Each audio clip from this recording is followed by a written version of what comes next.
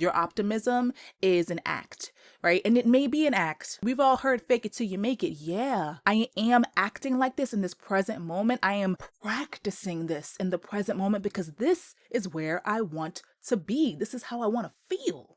So, yeah, I am acting like this.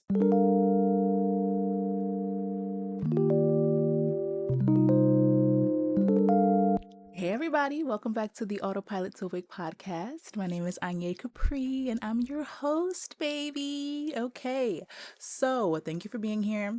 Thank you for clicking, or maybe the title drew you in.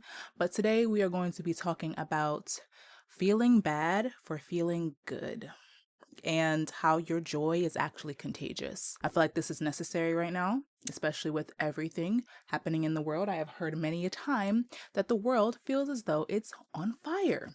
And I can understand why. I think we can all understand why that is the sentiment right now. What I want to bring to you today, though, is a reframe so that we can all begin to allow goodness into our lives more readily and to be able to find the joy more frequently, to find the love more frequently, to find the moments of respite more easily. Okay.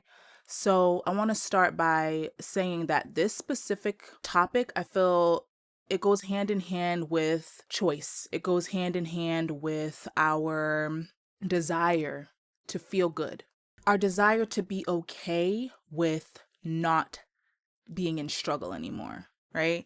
Our active choice not to choose struggle anymore. And sometimes, because energy is contagious, it can be challenging to allow ourselves to have a different energetic frequency than others, especially when we're in a specific environment and other people are quite low in energy or they're feeling kind of meh. We can sometimes feel badly for feeling good in those kind of environments, and we feel like we're doing something wrong. And I have experienced this myself many a time. I think that this is where the reframe comes in, though. And this is where the choice comes in. This is where the choice not to choose struggle just because it is the consensus in that space that you're in, right? Just because struggle is the collective consensus does not mean that you have to choose that for yourself. Okay. So this is where you are going to have to establish the narrative for yourself and get really comfortable with maybe being the odd man out or the odd woman out. Let's start with the fact that, like I said, this is a choice, but also that it is a skill. I call this seeking out the silver lining purposefully, seeking out the silver lining consistently, seeking out the silver lining as your default. And being able to do that is a skill and it's a muscle that you build. So for me, I still fall into moments of pessimism. Let me not even front. Like, I'm someone we all have our moments where we're like, God, this fucking sucks. Everything's awful. And I want to just curl up in a ball and be woe is me, right? All day. However, I be knowing that that's not getting me nowhere. I'm not going anywhere. I'm not winning. I'm not succeeding. I'm not growing. I'm just grieving. And that's okay, right? Because sometimes we have to grieve maybe a disappointment. We have to grieve a loss. We have to grieve hard things that happen in our lives, things that feel so shitty. And we have to grieve and be in that space and give ourselves time to feel our feels. That is necessary in this human life. And it always comes in waves. Like when my grandmother passed, it was a wave. I would just burst into tears just hearing a song that she liked. I would burst into tears feeling the sun on myself because it felt so good, but I also knew how much she loved the beach. I knew how much she loved her garden. I know how much of a green thumb she had. And there were just little moments that would cause me to feel emotional. And so the process of grief is consistent. It never ends. I think we have the choice to grieve and balance the polarities of grieving and feeling good, right? Finding the spaces in our lives that do offer us something good, even in the midst of grief. And so that's what this is about. This is, yes, we're grieving, and yes, there's so much injustice and shit that just should not be happening just on a morality basis and ethically and from human to human and heart to heart. This shit should not be happening. And we know this. That doesn't take away our ability on an individual basis to show up differently, to show up in that space of, I know that I can offer something different. I know that there is something beautiful, accessible to me right now. And what I will say is building this skill is a practice. And it is something that is going to feel really uncomfortable. My last episode was about discomfort and how discomfort is a doorway. And this is one of those things. This is a doorway into a new dimension of yourself, right? Because you're facing that discomfort of choosing differently than you're used to, because pessimism can become a pattern. And it feels comfortable to choose struggle over and over and over again. To say, oh, I'm just climbing this mountain. All I'm doing is climbing a mountain. There's no support. There's no help. There's no nothing. Nothing is available to me. No one is here for me. And that is, in some cases, feels very real. Every experience is valid. Let's not get that fucked up. Every experience is valid. And so are the options in every circumstance. The options are also available in every circumstance. There are always a plethora of options in all circumstances. And we get to either choose to take advantage of the other options, or we get to stay in the one that we are currently existing in. And this is me coming to you and sharing that just trying out the opposite could send you on a trajectory of life that feels so much more fulfilling. And the outcome is something that you may not have anticipated. That's what I'm going to say. For me, it is easy as a parent, as a mother, to feel very much like it's unfair that I have to clean up after two little people all the time and I don't get anything in return from them.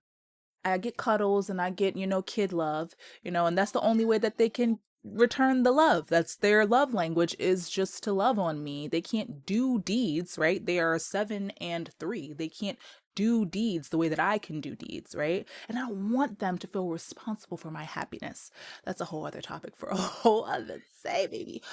However, I also know, even in that moment, that I have the option of feeling resentful of them for not being able to reciprocate the kind of offering that I give them, of taking care of them, or to make me just feel like you're giving me a goddamn break. They may not be at that place where they can do that, but I have built up the skill of seeking out the silver lining. And that is that, if I have to say it a few times, right? I might have to repeat myself a few times, but in the moments when they are chilling and they are able to follow directions and cooperate at least a teeny bit, for me, that is me seeking out the silver lining rather than holding onto and grasping onto so tightly what they may be doing wrong or what they have done wrong. That choice to seek out where there is something to feel good about completely changes how I interact with them. It completely changes how I think about my parenthood in the present moment, because I'm always trying to seek out the silver lining in a moment. Always. I have to, or I won't feel good. I won't feel happy. I just won't. And I want to feel happy. And this is an offering for you to know that there's an option. There's always an option for that. Even in moments that feel heavy and dense, there's an option for that.